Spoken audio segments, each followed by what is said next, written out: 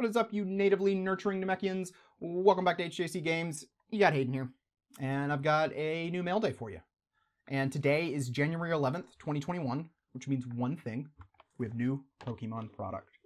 This is the Alakazam V box, and along with the Blastoise and Venusaur V Max boxes, which come out early February, I think, this is one of the two new product announcements we've gotten in 2021. I got two of these. These are both from MVP Sports and More.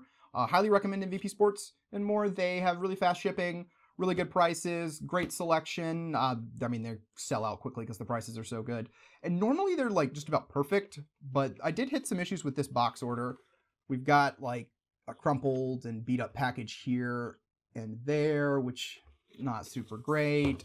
But then we have this, where like my package just got a hole punched through it by an angry USPS driver, apparently, or some sort of soccer player, I don't know. Which is strange and disappointing. They literally shipped these to me not in an outer box, but just wrapped in like plastic. So that kind of sucked to see, but normally MVP is like way, way, way better than that. I was initially going to try and maybe make, you know, $5-10 off these if they were going up to a little bit over MSRP, but with these boxes, you know, I can't really, in good conscience, do that.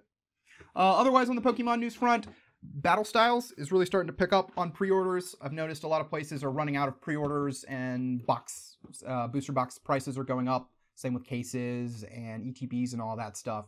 So a lot of people who are doubting that set, I don't know if that's the smart thing to do. I think that set is probably going to turn around and be just fine. Up next, I've got a Zamazenta True Steel Premium Collection. I actually ordered the Zacian one from Walmart, but these are the only three things that are different between both of them. So either Walmart stock is confused, or the Walmart employees are confused. But either way, I got a Zamazenta. So that's kind of lame. I'll be ordering a Zacian one probably through TCG Player, and we'll do an opening of both of those at the same time. Oh, and in terms of packs, looking at this, I think all the Alakazam V packs are Vivid Voltage. Those three are definitely Vivid Voltage. I'm pretty sure that's Vivid Voltage.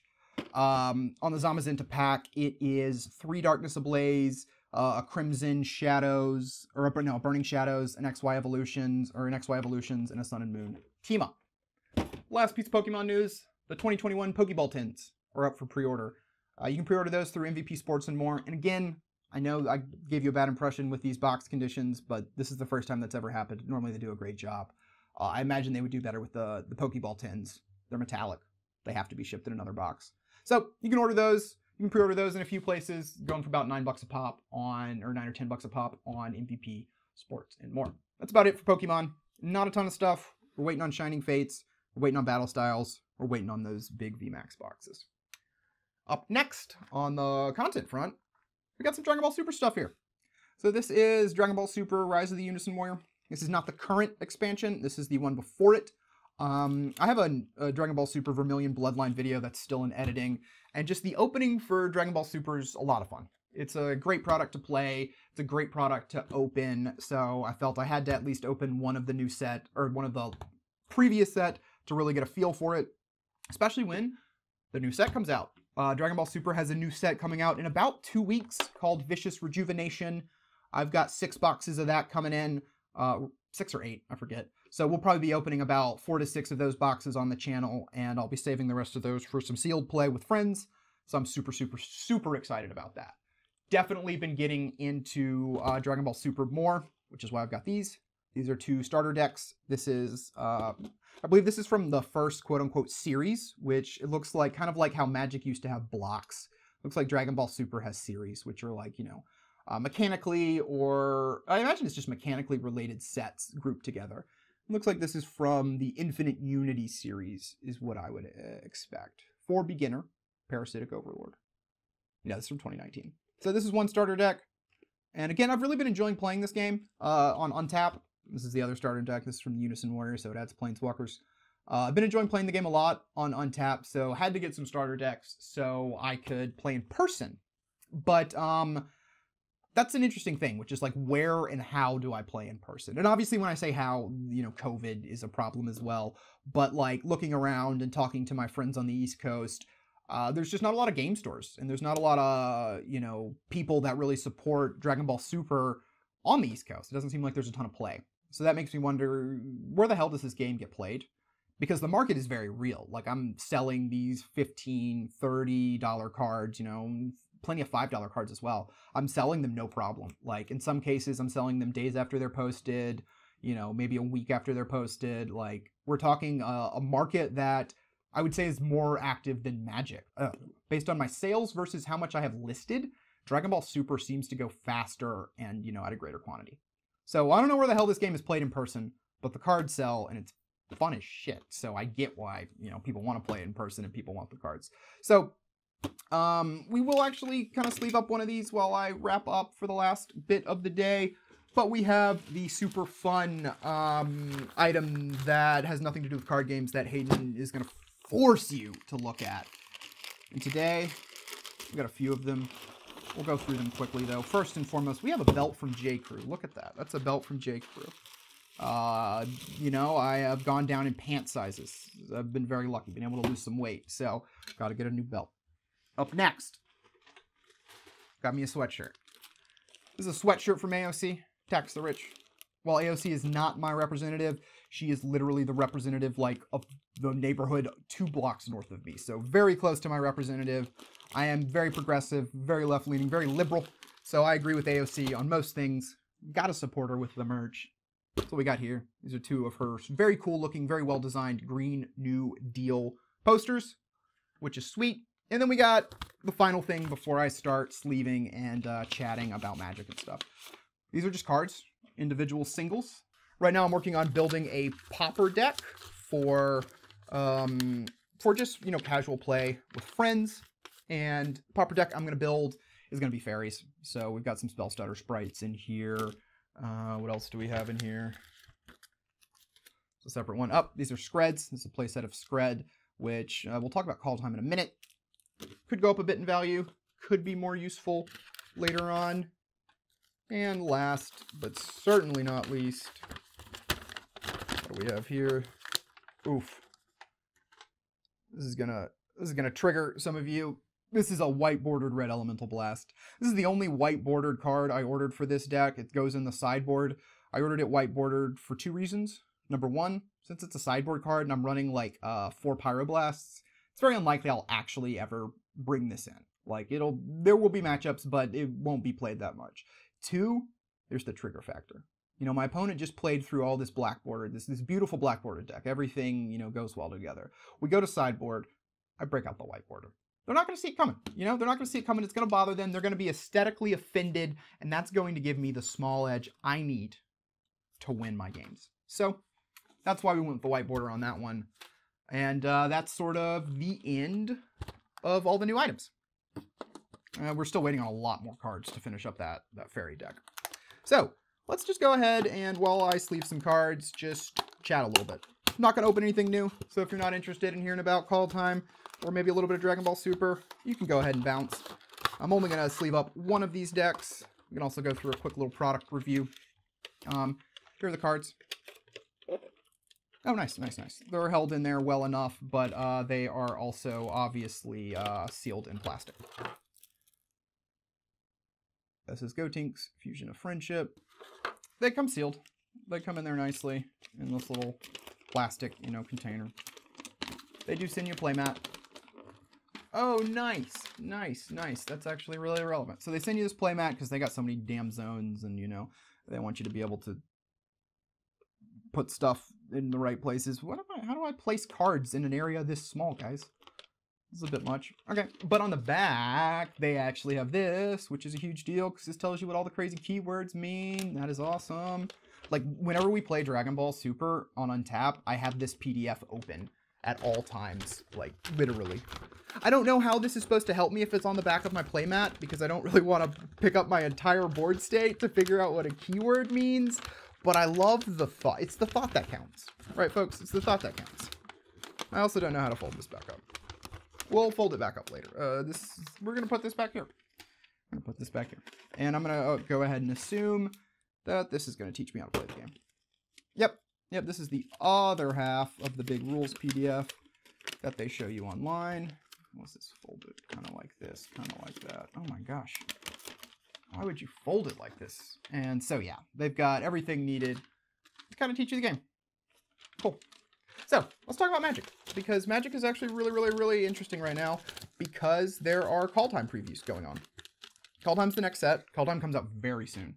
It's like, God, 3 or 4 weeks away. So 2 weeks is Dragon Ball Super set. A week or two after that is Kaldheim. So tons of box openings, tons of new stuff coming. Very exciting on that front. Let's go ahead and bring out the blade to give us a hand here. Thank you, sir.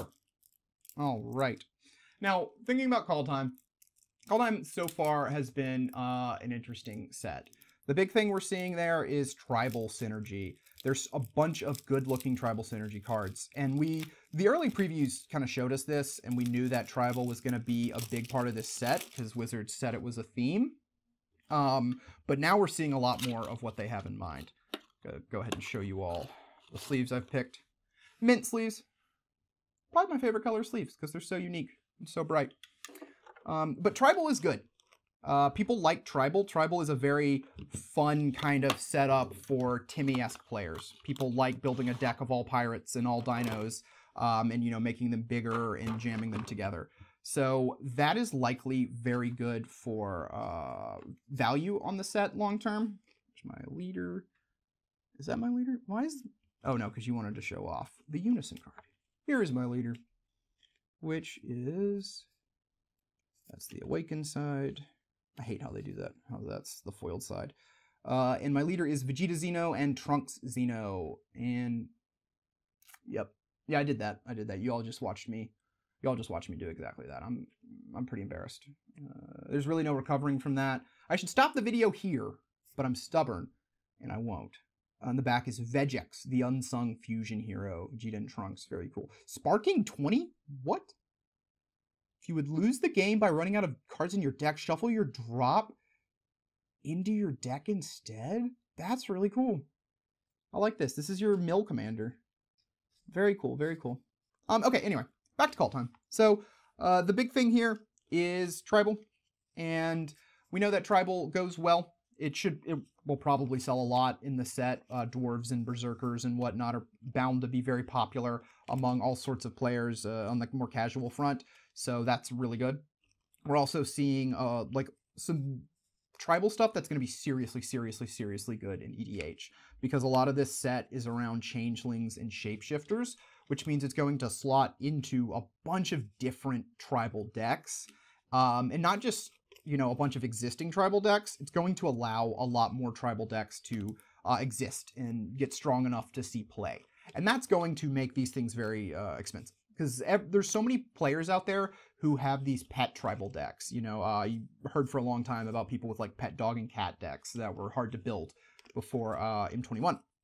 So there's definitely a really good chance that these tribal cards will go like crazy to enable people to build, you know, their fucking brand new snowman deck or whatever they want.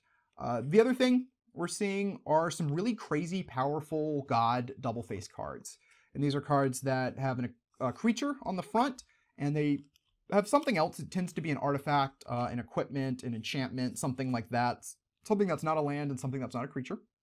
And you can choose to play, you know, either side of the card whenever you go to play the card. And these cards are very cool because they, you know, are the implementations of the various Norse gods. Like the red one is supposed to be Thor, and the back equipment he has is basically Mjolnir, and it's got this really cool like lightning bolt returns to your hand mechanic. They announced that one today. So far, like, very cool stuff on the god front. They've unveiled a couple cards that just break the color pie literally wide open, but I mean, it's modern Magic. The color pie is dead. That's the thing about the color pie. The color pie was dead when Magic started, and the color pie died about a year or two ago, and it really had its heyday. You know, its years of revelry in between. Look at that. Look at that. How can you see in that mask? Vegeta? Like, what is this? This is like some really weird kink thing, Vegeta. Like, I mean, I'm okay with that. Like, don't get me wrong. I'm not trying to kink shame at all, but this is not for combat, dude. Like, come on. Anyway. The other thing about this set we're seeing is snow. Snow is a really big... and to wrap up on the gods, I don't think the gods in particular have any meaning or correlation with the set value or flavor. I think they are in general playable mythics and rares, which that has some correlation. That does bode good for set value and just collectability and whatnot, which is great. But I don't think inherently the fact that there's a Thor card will make this set like better, kind of like how inherently a Charizard card makes a Pokemon set better. Which is interesting because the market for Pokemon, in my experience, is worse than both Dragon Ball Super and Magic. I think the collectability has impacted it a lot to the point where more packs are opened than people are actually playing the game. So all of the game pieces, their value just kind of plummets to nothing, while all the collectible super rare pieces, they kind of skyrocket as the collectors just churn through packs. But that's another conversation for another mail day. The other thing in Kaldheim is snow. So we're getting new snow basics, we're getting new snow synergy, no full art snowlands. Instead, we get these really cool new snow frames. I'm a huge fan of them. They've got like this frostbitten permafrost kind of look to them. And the foiling is like, the foiling on the frostbite kind of stuff has the color of the land. You know, plains will be white, islands will be blue, and it looks pretty good. They revealed that last Friday, I believe. And we're also seeing, so in addition to those really cool snow treatments, we're seeing some very playable snow creatures and spells. You know, we saw a god today that whenever he attacks, you untap all of your snow permanents, and he's a 3-drop. So like that's something, you know, in a green deck that comes out on turn 2, on turn 3, you're doubling your mana, and in Modern you have Snow Dorks. So you're also untapping all of your Snow Dorks too, and your Snow Lands, and you're not really getting punished for running any Snow Lands or anything like that, because the punishment doesn't exist really. So Snow is going to be here to stay, both in Modern and in Standard, and in Pioneer if it ever really comes back. Because that's kind of the problem with Snow, is once Snow is in there, it's really hard to justify not running Snow Lands, because there's so many Snow cards that, you know, if your opponent has less Snow than you, the Snow card works. So you want to, even if you're not playing Snow, you want to run Snow cards so you can try and turn those cards off. So it really impacts the playability of lands you get because you're kind of locked into Snow lands, which is unfortunate. But Snow in of itself is a cool, popular, flavorful mechanic. So, you know, some people would say it is a price worth paying. Final thing we've got here is on the collector's booster, the, you know, pack opening front. We actually still don't know if there's going to be any box toppers in this set. Wizards hasn't announced it. They haven't said anything. We have had box toppers. I don't know if M21 had them. I don't think it did. But we have had box toppers in the last 2 non-core sets. So, especially with the box topper in Ikoria not being really anything precedented or crazy or thematic, kind of like how Expeditions or Inventions were, I would expect a box topper in Kaldheim. Simply because it seems they're trying to expand those more and do them more often and like do one in every standard set. So I'd be surprised if there wasn't one, but I don't know what it would be. Could be snow themed, could be god themed, could be artifact themed. And I don't know when they would announce it or what kind of special treatments or anything you would get there. So whether or not box toppers exist, I think right now the thought is box toppers won't exist at all and you'll just get 2 extra packs. 2 more than you would in Zendikar, which is meh. It's very, very, very meh, because box toppers normally drive a lot of value, and adding extra packs will probably not be able to make up for the box toppers. If you look at Zendikar Rising, the box toppers drive 50 to 60%, 50 to like 90% of the value you're going to get in an Expedition or in a collector's edition. Because, I mean, the good ones are still $60. So, like, the odds of 2 packs getting you $60 worth of good cards, and I think Zendikar Rising is impossible. Like, you would have to pull, like, 4 or 5 or 6 actual mythics to do that, which you're not going to be able to do in 2 packs. So the loss of box toppers is not something we like for overall value, and also opening experience. Like, opening box toppers is super, super fun. So really sad to see box toppers go, if they do go. All right. I had quite a bit to talk about since all sorts of new product is going on, all sorts of new announcements. Kaldheim previews are in full swing. Check those out on Scryfall or on Reddit at MagicTCG. And as always, final plug for hjc.cards. You can buy all the cards you see me open on the channel at hjc.cards, and you can check out the YouTube channel and my Twitch links at hjc.games. starting to upload more of the actual trading card game play content. So let me know if you all want to see more of that, or if you prefer mail days and box openings, and I'll, focus my time accordingly. Either way, thanks for listening. Thanks for showing up. Hope you've had a good new year. Have a good night.